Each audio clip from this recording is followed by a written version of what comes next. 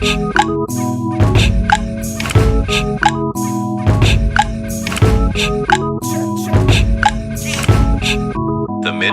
middle girl.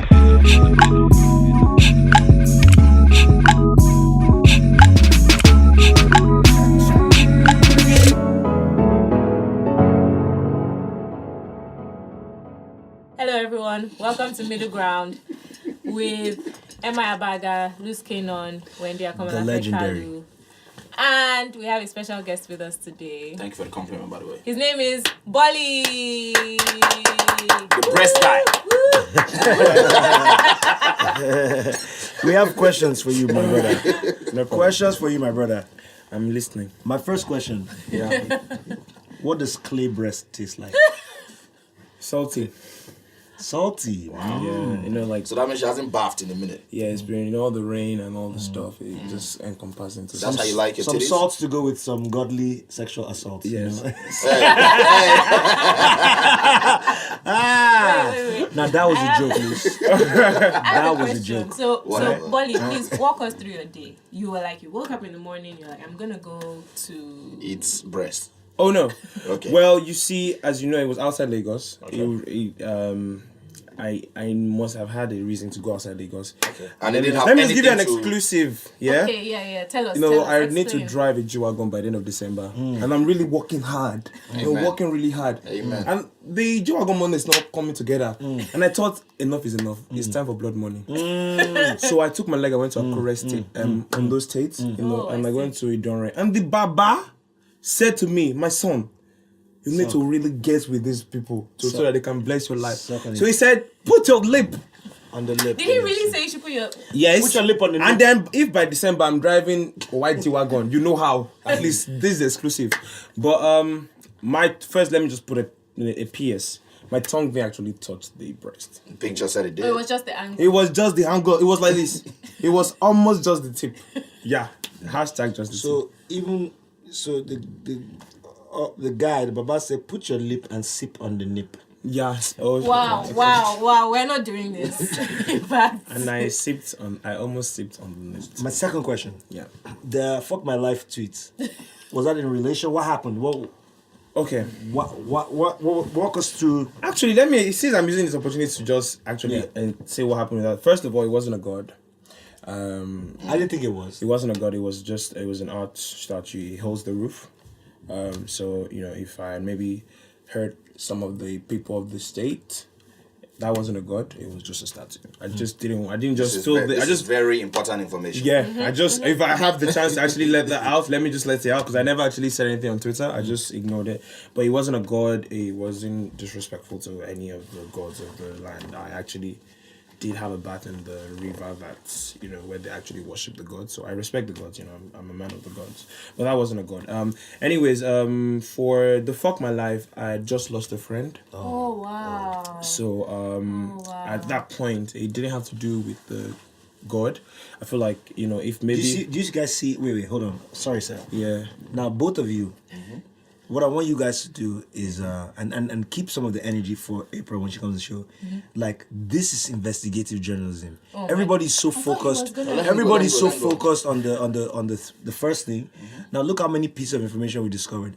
Yes, last week when we were talking about it, we connected the two things, but they're actually not connected. And I think most people that were seeing your timeline connected both things. But now add some context and nuance to the situation. Thank you. The people of Nigeria, he just the people of Twitterland.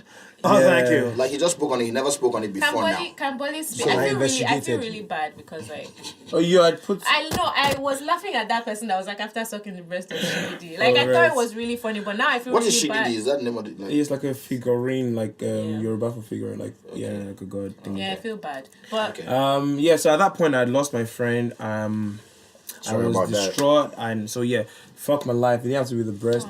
So, but obviously everybody had to put it together. And usually, I've learned that with social media, if you do not have anything to say at that moment, just ignore. If everybody just gets your mentions, by the time their data finish, they're gonna live your life. So, I just ignored it. But I was hurting at the time, even till now, it's still. But and then maybe close enough, the Shigiri finally struck. I was driving. And then when I was pressing my brake and my car was jumping to jam G-Wagon. I'm like, this is not me that is driving this particular driving. So I tweeted that as well, and everybody said definitely the Shugidi that was carrying my steering.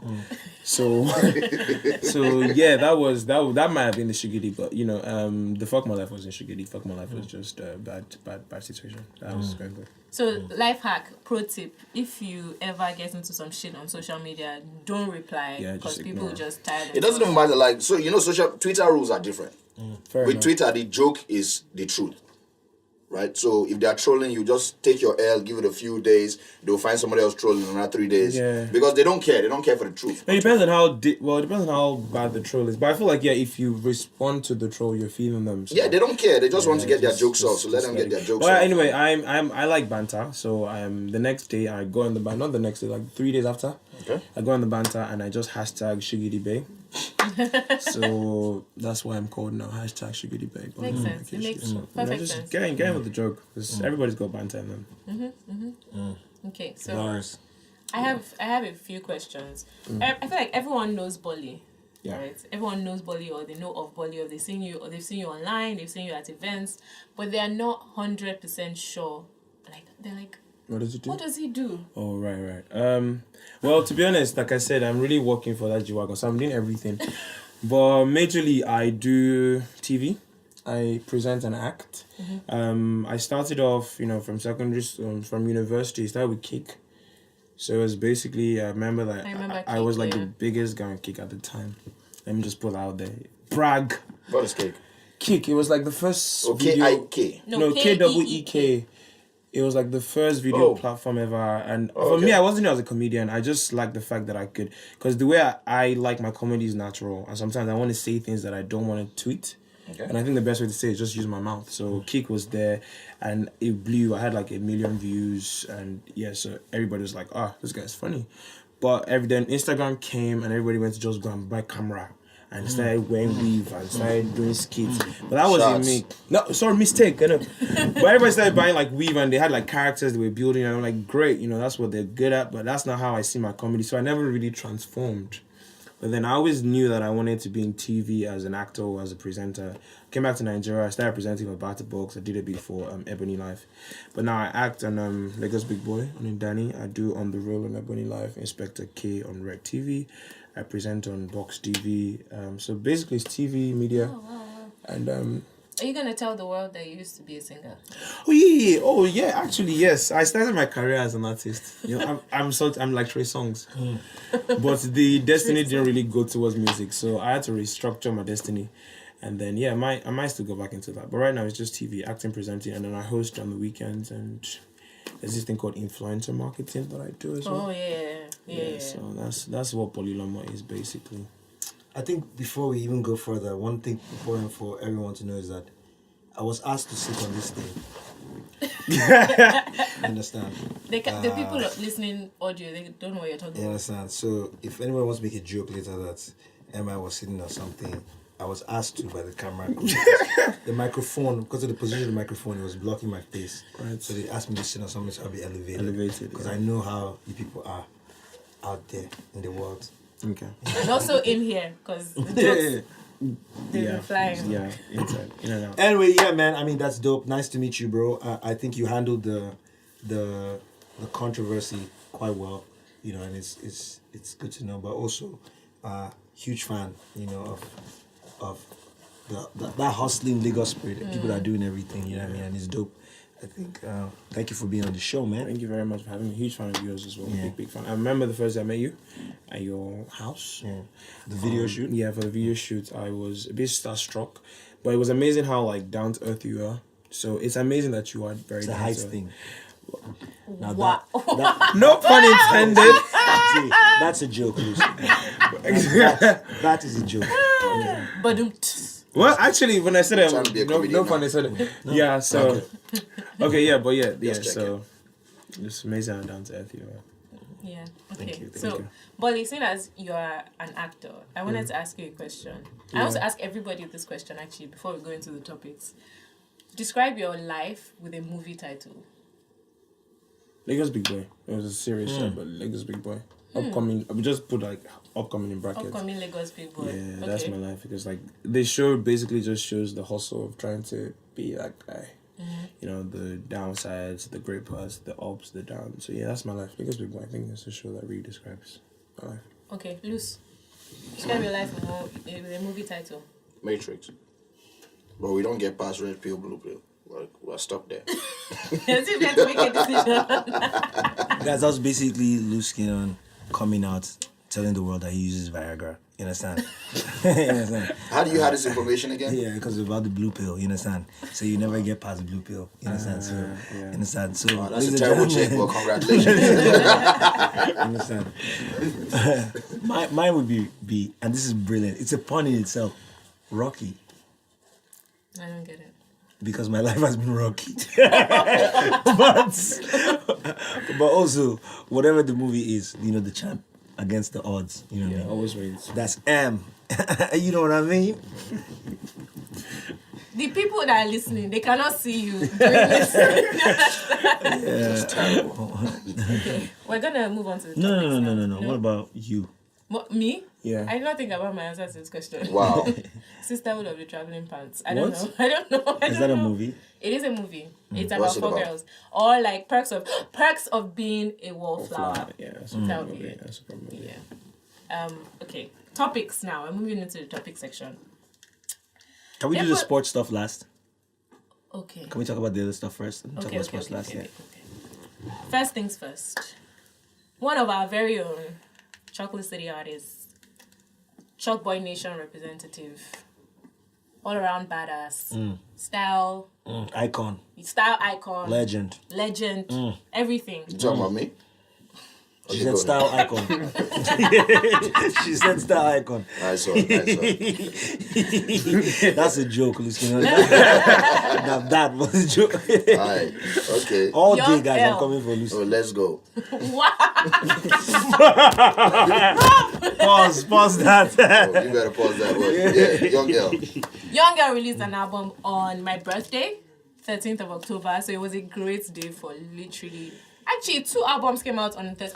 Bro, wow. So the albums were about you, like. Yes, it was Okay. about somehow these 2 albums coming out on my birthday are about me. Okay. That's how it works. To be honest. So Young Girl released his album Better Late Than Never, and I want us to just talk about it. He's gonna be on the podcast very soon, but I just want us to talk about it. If you've listened to it, if you haven't listened to it, general opinion on Young Girl. You can be me, no. Yeah. I think I'll go first because I haven't honestly heard the album.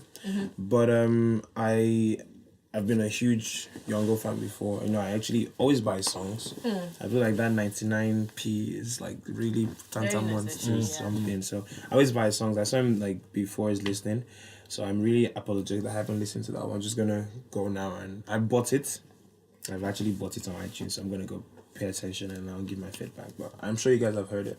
Yes, we have. We're part of What do you the think? Man, I think it's. I told him before and after that before it come out and after it come out and they done like even some more mixing and putting the skits and stuff. I thought it was a classic album. It's amazing. I think in my estimation of the Nigerian albums I've heard this year, I think he has the best one. Yeah. I think he has the best album so far this year. Let me think about that again. So actually, towards the end of the year, there's been a few albums that have been amazing. Kids I think Daniel come Simi's- out this year? No, last year. Last year. Okay. Simi's album Simi's has Simi's been album is really amazing, good yeah. too. So, but I mean, Young Girl is right up there. Odysseus Man. as Amazing well. album. Oh yeah, man. Yo, but I mean, basically, we're getting great music now, and he really put out a great body of work. It is amazing, and it sort of covers. I mean, the whole like listening spectrum of what people are into right now. There's a lot of vibey music on it. There's a lot of like people like Jamaican culture and like reggae culture influenced music is huge. He has like really authentic music, like a song called Nina. That's just love that amazing. Then he also covers like that Eastern high life sort of sound, you know, and also like dance music, like Lagos dance music, you know. Afrobeat, that sort of vibe. So I think he killed it, man. In my estimation, you know, 5-star album. Loose? Welcome to the club, Young L. I feel like it was a well A&R album. Like it was properly done. The music was well put together. Shout out to Chills. His A&R is in the room. Yeah, the album was properly put together. Like the sequencing, okay, chill now. It was really well done, and it's a press play album for me because first time I listened to it, I was driving and I just listened through, and it's not that whole okay, track 8 makes me, it's not, so I need to skip. No, it's really really great, fantastic body of work. Big ups, young girl. So I have a question. That thing that you said about Jamaican influence, I wanted to ask. I've asked this on Twitter before, and like people have mentioned it and talk about it once or twice. Do you guys think that Nigerian artists that have that island vibe with their music, so Pato Rankin, Cynthia Morgan, Young L, who else is there? There are a few other people. Do you feel like we're appropriating their culture or their music? That's a good question. I think that within black cultures, appropriation happens with less judgment, right? So somebody in the US like Rihanna can do like work, right? And nobody be like, well, you're appropriating. I mean, she's from She's from an island girl. from Barbados, but it happens. I think people in the UK are using like Jamaican slang. We're using like British slang here in Nigeria. When we say scene, the P, stuff like that. Like, so I feel it happens without judgment. I think that the big issue for appropriation is about the fact that, especially Americans, but Caucasian races have been known to take without giving credit. So if you look at the history of the music business, Elvis Presley would sing these songs that were hits on black radio. But on white radio, the Elvis Presley version would be a bigger hit. Yeah. And the black artists wouldn't even know that they're taking the song, and the white consumer would never know, right? So now when you see like a Justin Bieber do dreads or whatever, it's like, oh, here they come again, trying to take our culture, right? But Justin Bieber so, but for us, I think it's easier for us to, it's easier for us to do that. It's easy for you to go to Jamaica and hear somebody doing an Afrobeat vibe or singing African Queen or something, and not be and just be like, oh wow, they like our culture too, So why was Mr. Easy offended when like he was like, why do we always put Ghanaian stuff in our music as if? Yeah, I don't know. I would like to think that Mr. Easy was like again, it's the L culture on Twitter. I would like to believe that he was trying to stunt on how influential he was and just use the wrong words. Like, I don't think he was shading anybody else. He was just saying, bro, I'm influential. Like, when you talk about the new school guys, I'm the guy that's influenced more people than everybody else. And everybody says so. Drake has said so. At some point, like, I used to rap about that. I'm the guy that put, made rap, blah, blah, blah. Like, if you've done something, you want people to... Yeah, but there's a difference between saying that and saying, how are these niggas using these slangs when they don't even have any origins where this slang comes from? There's a difference between saying, I'm the shit, I did this, that, and the third, and saying, why is Bolly wearing this hat? Well, now I'm calling him out for doing that. Or I'm calling whoever is doing it. That's what I'm saying. I'm calling who. So when you say, oh, they have slangs like Shito and come on, we know he's talking to Runtown. Yeah, so here's the thing. I don't think he was just addressing Runtown, because the Ghanaian slangs that are being used now, like he said Shito, he said a few other things, right? Mami or Do or something. Like all those things. There's a lot of Nigerian music where people are talking about stuff like that. But here's the point. Imagine that you felt like, yo, I actually brought Ghanaian day-to-day culture to the forefront, and now everyone is doing it. And you wanted to stunt in an interview. Could you say it without offending someone? Imagine you're Mr. Easy. Imagine you're Mr. Easy. Okay. Try saying that. Imagine that you have no problem with Runtown at all. You have no problem with anybody. Okay. You just want to stunt. You're just being like, yo, guys, man, since I came out, everybody's now in this Ghanaian culture. Man, that's me. I did that. Okay. Like, how would you say it? So here's, it's not a matter of how would you say it. Say it with your chest and whatever comes with it, like, yeah, I said it. You get what I'm saying? Like, let's not backtrack on it. He called a few artists out. No, you are trying to like find a loophole for him. No, I'm not. And I'm saying he called a few artists out by saying this, that, and the third. Because I can't be Runtown and hear that interview and not feel like, the fuck is this guy saying? So like, is this guy saying I'm biting? Yeah. So I'm neither Runtown or Mr. Easy. Okay. So what I'm saying to you is that I don't think that Mr. Easy was shading anybody in particular. I feel like he was just stunting about his influence. I think he was.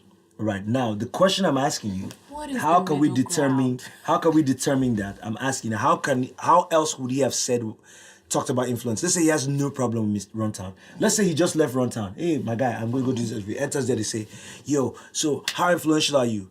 And there's no way he could say that. Crossed over to Nigeria. There's no way you could say that. I started making these hit records. I did that. Yeah, like the numbers, you have the music, you have the numbers. The moment you start getting into specifics to say, these artists are using words like X, Y, Z when they don't even live there, they don't even know what it means. Now you are being specific. You can go there and say, I'm not trying to toot my own horn, but since my record started coming out, that whole Ghanaian influence, you can hear it in Nigerian music and stop. Yeah, but he's not talking about Ghanaian influence in music. That's been there. Jesus. He's talking about Ghanaian culture. It's a different thing to use a beat, which Wizkid has done with Azonto and stuff like that.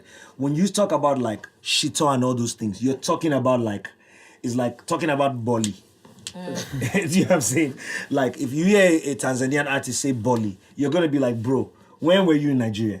Do you know what I'm saying? And he's talking specifically about culture, like actual verbiage. I disagree with that. And I think that's what hip hop is built on. Because I tell you, like, 98% of hip hop music is I'm better than you.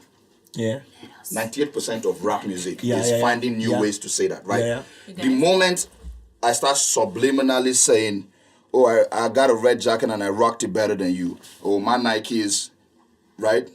And except the two of them are not rappers. You realize that's the point I'm trying to make is he could have said it broad, like a broad statement. The middle ground. The middle ground is that I don't think Mr. Isaac can ever say that because he's on student visa in Ghana.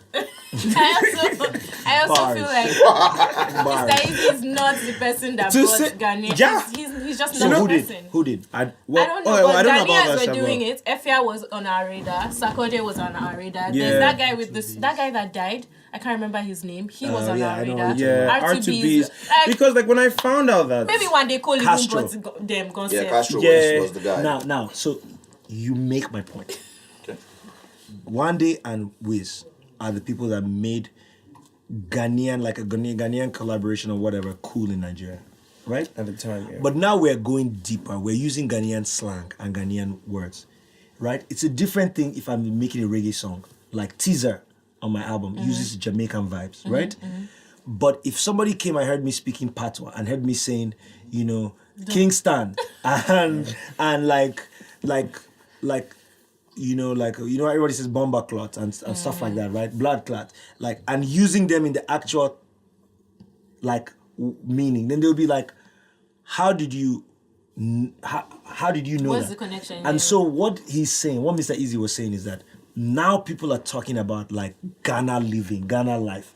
And I'm the person that spoke about, in fact, when Mr. Easy came out, most people thought he was Ghanaian because he was speaking, he wasn't talking about Lagos streets, he was talking about Ghana, Ghana life. And he's saying that everybody that talks about that took that from me, took a page from my book. Unfortunately, there are one or two people that are clearly using that, and it clearly looks like he's speaking towards them. But I feel my analysis is that seeing the way he speaks, if he had a problem with anybody in specific, he would have said it differently and it would have been clearer, right? Interesting. He would have said people are unoriginal, or he would have said something else. I think he was just trying to take credit for something that, at the end of all the banter, rightfully, he should take credit for. He has done a big job in merging the Ghanaian African sound and making it part of the mainstream.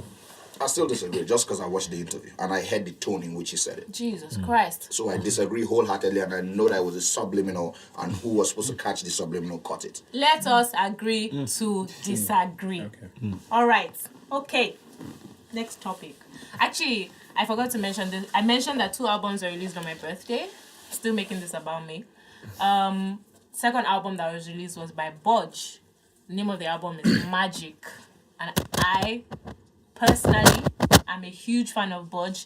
I've been a fan of Bodge since DRB Last Lady days, where they were singing I Live in Bagada, so those playing. All those, like, since those days, like, I've been a fan. And I'm very happy that I released an album. And I'm quite happy with the album, but I want to hear what you guys think about it.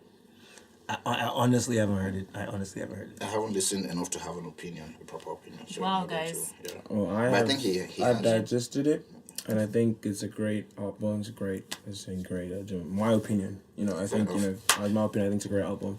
You know what you were saying about Young? I haven't listened to Young's, but you said there's no song that you can skip. It's a press play album. Yeah, it's a press. That's how I feel about it. It's not really.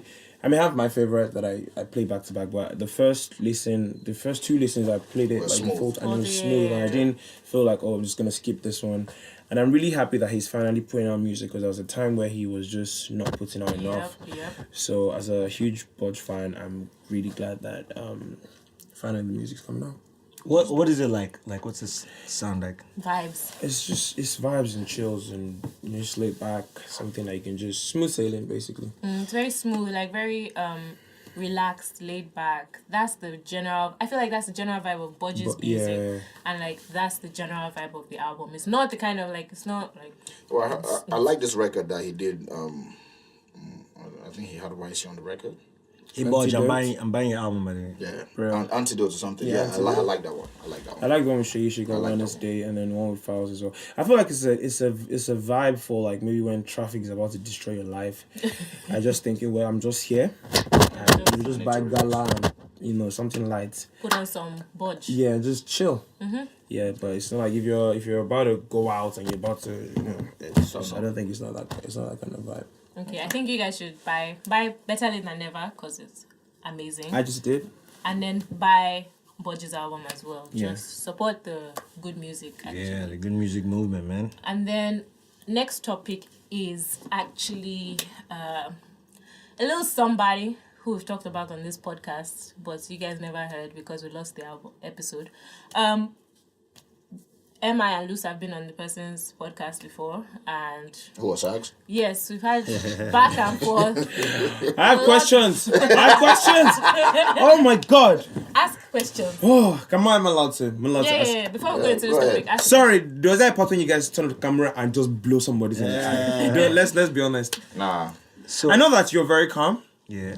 But I could see you exploding. I could see the explosion in your kidney. I could see the kidney was about to go boom. Yeah. How did you guys deal with that? So funnily, my frustration was not with what he was saying. Yeah. Because if anybody watches the interview in its entirety, you understand that at the beginning of the interview, I was aggressive. Yeah. I kept pushing them. I wanted them to get there. And I told them when I arrived, I was like, look, we're about to have an interview. He had my albums, and Osagi had said, look, we will just want to talk about your career. I said, no, let's have this conversation, and then we'll come back. Why did I want that to happen? Because I knew that there's a greater conversation about like reporting and the music business and facts. And I think that conversation is there. I see it now. When people put stuff out, that people are like fact-checking, like, oh, that's not a fact or whatever. This whole fake news. So that was my little beginning. I'm not done. Trust me. If you're out there writing articles and you're not fact-checking, and by mistake you write an article about me, I'm going to come for you. Like, you know what I mean? So I was frustrated because we were now spiraling out of control. Yeah. So my frustration was like, how do we come back? And I understood why Osagi was doing that, because they were no longer in control of the narrative. I was now attacking them instead of me being attacked. So he was responding to attack me back, and I had already, I think Luce and I, the night before, we'd spoken about it. Luce actually made the whole thing happen, right? Because we had reached an impasse where I was like, look, I'm not going to do it on your platform. They were like, look, we're contractually obligated to do it only on our platform. So Luce sort of negotiated the whole thing and made it happen. Came to my house, picked me up, we went there. But we already knew, Luce and I already knew how it was going to go. What was going to happen. We were prepared for it. It could have gone many ways. I could have been the person on the losing end at the end of it. I don't think I was. No, but we were prepared for that, for the conversation about facts. And I tell you, like, immediately it happened, I went to the UK. I was in the UK for like 3 weeks. Then I went to the States. I was in the States for a week. the conversation was everywhere. Everyone was talking about it, right? And I was glad that outside of the whole controversy, how could this guy talk to you like that or whatever, the conversation came down to facts. Like, should you have facts? Should people read, should people investigate is it just opinions, blah, blah, blah, blah, blah. And I hope that they are more accountable now. Even though I saw an article the other day about... this guy always reading articles, man. Yeah, man. No, I saw an article about, what's his name? The guy that won FA, that won Big Brother. Oh, yeah. Yes, I saw that. And they said the general feedback is that nobody likes his music. So they were making a point that could he make it? And they said, well, everyone hates his music. And so I went to YouTube, right? I checked Too Exclusive. I checked Not Just Okay. He had one comment on Not Just Okay that said, wow, nice. Then I went to YouTube and 75% of the comments are like, wow, this is inspiring. I was very touched. And so I sent a message to Osage. It wasn't Osage that wrote the article, but I sent a message to Osage and I said, if I'm an artist and I go on these platforms and I see that generally people tell me they like my music, but you and your friends don't like my music, but they didn't go online to write that comment, there's no way you can convince me that my music is whack. You're just going to come across as a hater, right?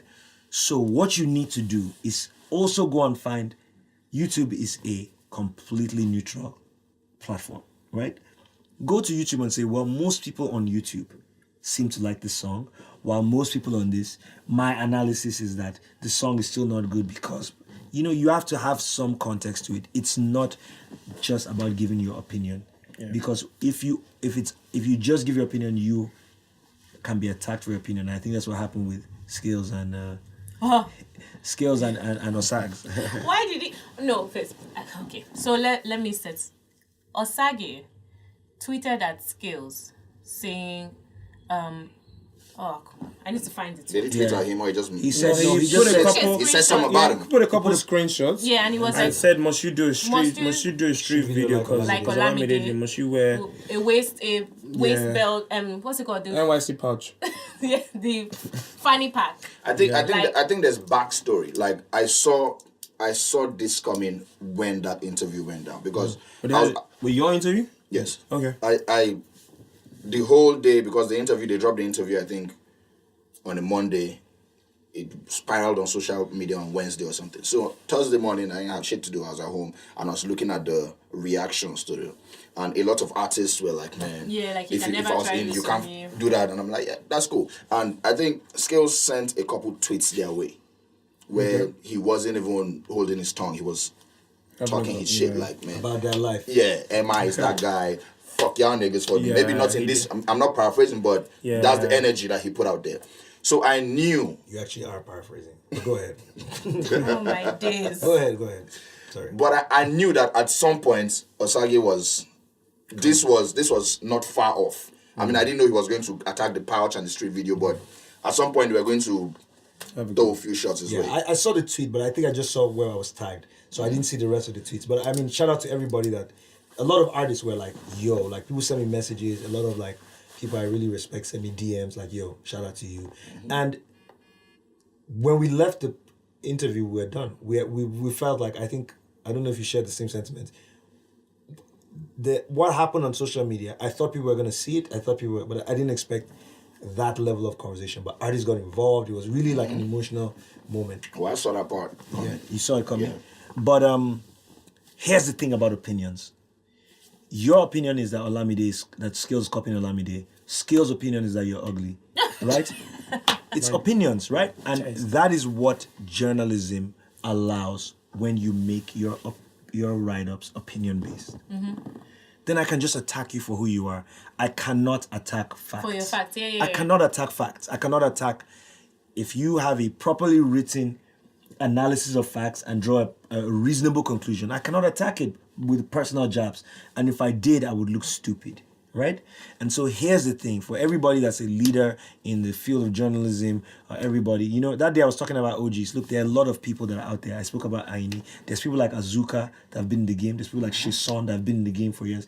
And they've stayed outside of like the personal controversy. Let me tell you guys, Azuka is on, she's been on this day. I think she's still on this day, but she's been. An interview to Tiwa Savage. Yes, Tiwa Savage, and she's like been in the game, like real, way back. Now she's had personal conflict with celebrities, personal, like, her and D'banj and Don Jazzy. She wrote an article about D'banj and Don Jazzy a long time ago that sort of like was huge. Strained their relationship. Like it was a huge thing, right? And she's had history with them going way back. And we had a conversation after that, and it came down to me realizing how much media has changed, because she was explaining to me a lot of the rules that were broken in the write-up, and she said, I can be upset at an artist, but I'm just going to tell you what happened, and in telling you what happened, I'm going to leave room for you to agree or disagree with me, right? And that's the most effective way. When she sat with Tiwa that day, she was asking questions. There are people that are going to read that look at that thing and say Tiwa's a terrible wife. There are people that are going to look at that thing and be like, yo, I love Tiwa. I agree with Tiwa. There are people that are going to be like, oh, I see why T-bills, right? But the point of the journalist is to find out what happened. What happened. And too often we are not seeing that anymore. And if anybody shouldn't be able to get away with it, it should be these guys that we respect. Like Pulse are leading, and that's what I was saying about clickbait. Like, you can't, this whole clickbait culture is dangerous, right? It's dangerous to the curation of, I don't want somebody that's just writing their opinion to be the article that's written about my album. See what I'm saying? Go do the research. Like, what has my album actually done, But I have a question. Because Osage did this on his own platform. He didn't do it on Pulse's platform. So technically, right, would you say that he's not, so in general, he's not allowed to do this kind of thing, like, because he's now a public he's a person? He's a, yes, and with power comes responsibility. Right? Maybe allowed is not the word. Not allowed, but he should know better. Like, because now it's personal. Because I talk a lot If of I'm shit sitting down, if I'm sitting down at Skills and I see that, it's like, okay, this guy has something out for me, so it's personal. So if I run into you somewhere, which I think will happen, which I think the situation will deteriorate to that point. Where Don't It's actually legit. mainland. it will deteriorate to that situation. No, I thought that it probably wouldn't get that far, but people are saying that it's legit. See, the danger, I don't know skills. see, the danger is like, Skills is a gentleman. Yeah. He's a gentleman. I'm not saying Skills is gonna put hands on him. I'm just don't. But here's the issue. Skills might be rolling with 10 guys. And the 10 guys may all be trying to prove their loyalty to Skills. Yeah. And this is how people get shot in the States, right? It's not about the two people having the argument. It's like, there's one guy that's been sitting down every day like, man, how can I show this Skills guy that I fuck with him, man? Like, I'm his go-to guy. You know what I'm saying? All of a sudden, he just bumps into Osage somewhere, and he's like, wham, wham, wham. Now, also, Osage is a street guy too, you understand? He's come from the street, so I'm not in any way saying that. Osage is from the streets? Osage is like a Benin boy that has paid his dues, you know what I'm saying? So, I wouldn't put it against, I'm not saying that Osage is going to be beat up or whatever. The whole point I'm just trying to make is that Osage he's one of the top guys at Pulse, if not the top guy right now, but he's one of the on the entertainment beat. I think he's the top person, right? And everything he says matters. His opinion on women, his opinion on domestic violence, his opinion on everything matters. He can't just tweet normally anymore, or else you face the backlash, as he did. And what's gradually happening is that you're gradually seeing the discrediting Of his... of these voices. Yeah, which right? doesn't help their career. Right? Well, So they're gradually being discredited. And if you just stayed on your job and just did your job and just be unimpassioned, if I feel Skills is copying Olamide, then I ask the question, is he copying Olamide? Right? Who originated the purse?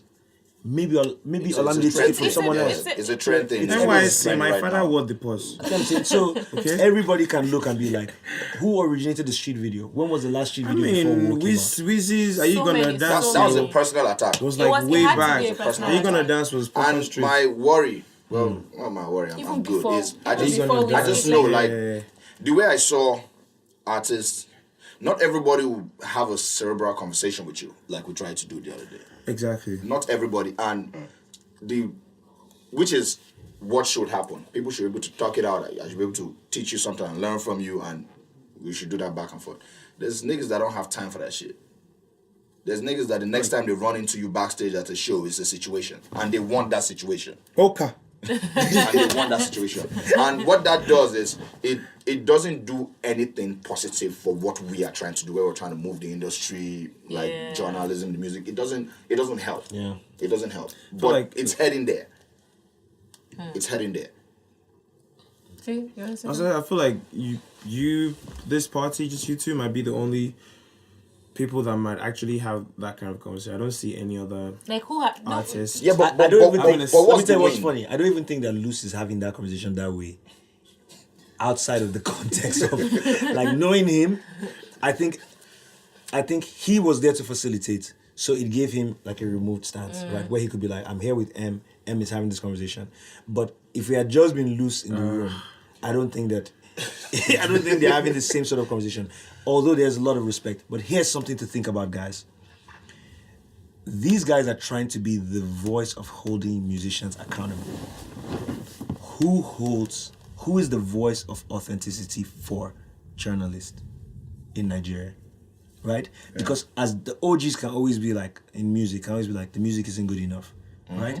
You know, whether it's other entertainers, whether it's Alibaba or Basket Mouth talking about the state of comedy, or Mood 9 talking about the state of hip-hop, or an MI or Don Jazzy or somebody, you know, these guys that have been in the game can say that, right? The question is, who are those people for journalism, right? And I think that's my whole thing to Osage is like, you're supposed to be the big dog. That's supposed to be like, yo, we're not doing good enough, right? Don't make me cross from what I'm doing and come to your world and be like, yo, what the fuck? Like, you guys are just writing rubbish, you know what I mean? But shout out to everybody involved. Hopefully there's no violence and no Niggas about to get fucked up. yeah. Sorry. I don't actually think that Yeah. My G, put money on it. You think so? 50 naira. Why, I feel like Who's ready Why, to yeah, go? now? 50 naira. I feel like skills has too much on his plate. It's not skills. That's Yeah, what you don't that's get. probably- It's yeah, not skills fair that will run up on you. Skills is winning at life. Skills, he has said his piece about it on Twitter and he has moved on with his life. Fair enough. Like, he about to sit down, waking up, man. Like, what people need to understand is, when somebody has it in for you, they don't need to wait to run into you. Yeah. Anybody can get touched in the world. Kenon giving us that street lingo. Anybody can get touched in the world. The president of the United States have been assassinated before. Yeah. Right? So if somebody wants that friction that bad, The views of Luce Kenon Do not reflect. do not But it's reflect the views facts, of like, Wendy, anybody Bolly, can and be Emma. touched. Yeah. Trust loose. hey, okay, I'ma shut up then. Okay. You know that's how Benin guys talk, right? They're like, look, like I used to live with Genie, right?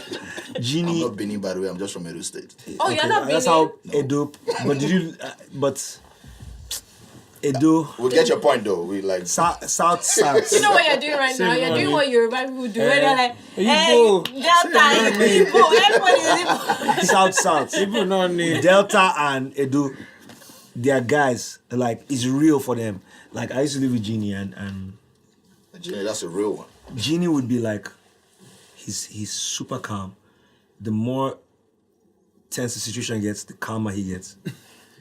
And one time we were driving, and somebody was driving next to him, and the person kept like trying to butt into his, and he was sitting there, and I'm sitting in the car next to him, like, oh, you know me, and Genie's just quiet driving. He's looking at the guy, and it keeps happening, and it comes to a point where one of them is gonna hit the other if they keep doing the same thing. And Genie stops and looks at him and goes like this. Bro, chilling. Like the car got colder. Like my guy just stopped his bus. But he didn't say anything, he didn't yell, he was just calm looking at him and just went. Like all the way. Like I was like, yo. So once he yelled, it's like, you know, somebody gonna run up there. Like they're actually planning the the movement. No. My guy's planning. Don't put that on me. It doesn't have to be the guy. It's gonna be some guy. Listen, I'm not gonna wake up the next morning when it can happen the night before. Right? All the guy has to do is just roll up from behind. You know what I mean? That's Luce Kenon. I'm here. Y'all saw me on the podcast. I was quiet. I was peaceful. I know nothing. You know what I mean? And I hope that the scales of justice will continue to remain. Luce Kenon. That is a joke. Fuck out of here. Okay, moving on. Next topic. So.